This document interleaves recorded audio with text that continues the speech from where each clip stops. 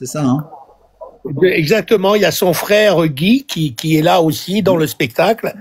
Ça s'appelle La voix de ma bataille. La voix de ma bataille. Est-ce que Catherine Ferry participe au projet, non? Non, il n'y a pas Catherine Ferry, non. Non, mais il y a d'anciens musiciens, il y a Padovan, il y a Alain Spetzer, il y a Patrick Bourgoin, il y a plein de gens comme ça. Et il y a Nour, un vainqueur de The Voice. Il y a Aurélien aussi, un vainqueur de The Voice. Il y a 4 garçons et 3 filles. Magnifique, fantastique. Génial, génial. Donc voilà, ce sera le spectacle hommage à Daniel Balavoine, effectivement. Exactement. Donc un très beau spectacle musical, vibrant à travers Daniel Balavoine, artiste engagé, voix inoubliable et légende de la chanson française. Et j'ai eu l'honneur et vraiment l'honneur de faire les lumières. Ça m'a vraiment beaucoup plu. Impeccable. Tu avais eu déjà l'occasion de travailler avec Daniel dans les années précédentes ou pas, avant 86? Non, par contre, c'était mon directeur technique, Roch Segovia, qui m'insistait sur l'idée, qui faisait Daniel. Mais comme j'étais très lié avec Berger et France Gall, chaque fois qu'il venait voir un spectacle de Michel Berger ou de France Gall, il venait s'asseoir à côté de moi en régie, Daniel. Et il avait des commentaires très amusants. On était liés comme ça, mais j'avais pas travaillé pour lui, non. Mais maintenant, c'est parti, c'est rattrapé.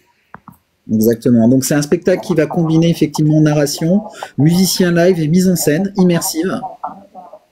Oui, complètement. C'est superbe. Là, on a eu un petit séminaire pendant 4-5 jours à Beauvais et c'est vraiment une équipe d'amour. On s'est régalé, mais vraiment régalé. Sincèrement, ça vaut le coup, hein. Alors, c'est ce que tu disais, hein, il va y avoir les gagnants de The Voice, Aurélien Viveau, Nour. Oui, exactement, Aurélien, il y a Nour, il y a une Fanny aussi, Fanny qui travaillait plutôt sur Disney. Non pas Fanny, je sais, oui, exact. Il y a une fille avec qui j'avais fait aussi, la vache. La mémoire, avec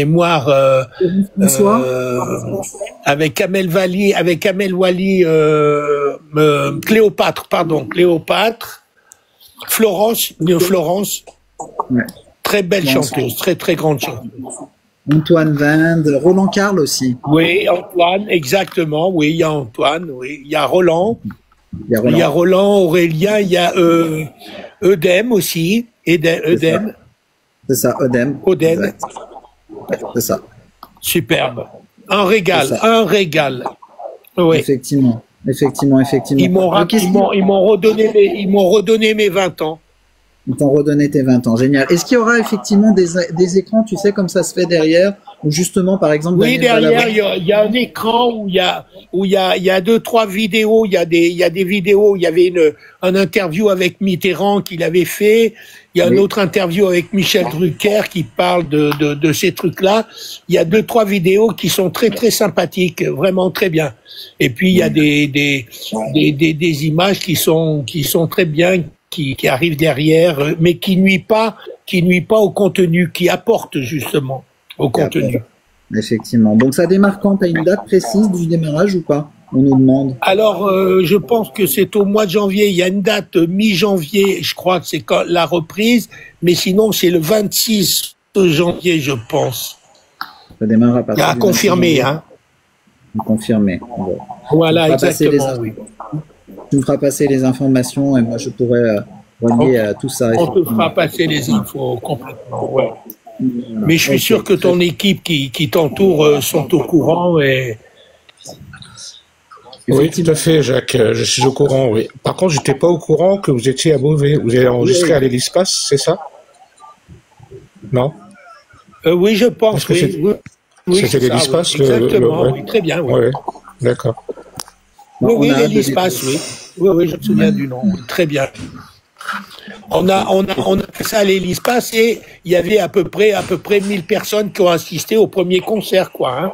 Mais c'est un concert surtout pour inviter, pour présenter, quoi, pour pouvoir faire un teaser. Exactement, tout à fait. Alors, comme je le disais tout à l'heure aussi, effectivement, vu qu'on a déjà fait l'émission 2 fois auparavant, il y a 2 livres aussi qui sont sortis. Donc un livre qui s'appelle Roger Abriol, Jacques Rouvérolis et Bernard Schmitt, Johnny Hallyday Private Access, qui est toujours disponible, je pense, aux éditions Segers, Robert Laffont, groupe Robert Laffont 2022, c'est ça. Et il y a une autobiographie aussi, Mes années-lumière. Que j'ai écrit avec Roger Abriol, oui, c'est ça. Ouais, c'est ça, exactement. Oui, exactement. Voilà. Très bien. Il y en a un autre, c'est une autobiographie. Bien, c'est sympa, c'est très sympa, vraiment.